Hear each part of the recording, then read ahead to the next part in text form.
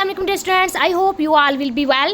Dear students, today I am going to cover one of the most important poem September by Ted Hedges. Dear students, आज की short सी video में मैं text analysis करने वाली हूँ. Text को line wise read करूँगी, इसका एनालिसिस करूँगी. आज की वीडियो में इसकी कोई समरी नहीं होगी बल्कि पोएम का टेक्स्ट जो है वो क्लियर किया जाएगा. तो शुरू करते हैं आज की अपनी वीडियो.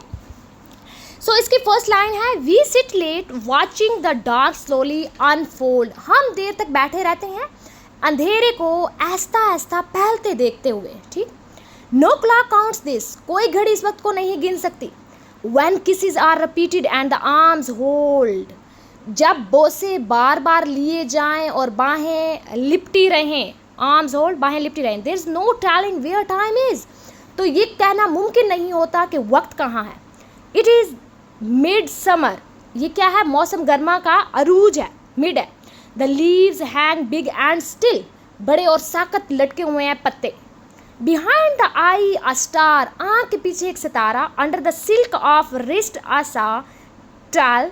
Time is nowhere. कलाई की नरम जिल्द के नीचे एक समंदर. ये सब बताते हैं कि वक्त कहीं नहीं है, कि टाइम कहीं नहीं है. We stand. हम खड़े हैं. Leaves have not time the summer. पत्तों का जो है वो leaves have not time the summers.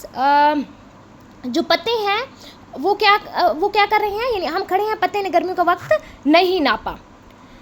Tell no clock now needs. किसी भी क्लॉक की अब जरूरत नहीं, घड़ी की अब जरूरत नहीं.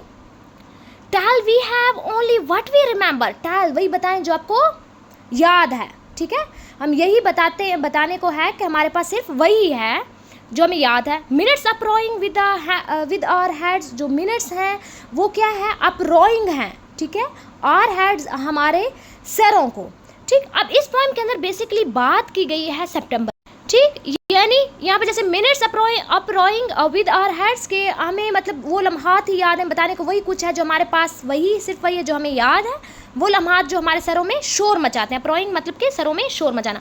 Like an unfortunate kings and his queens. Like an unfortunate, एक बदकिस्मत किंग और उसकी queen. When the senseless mob rules.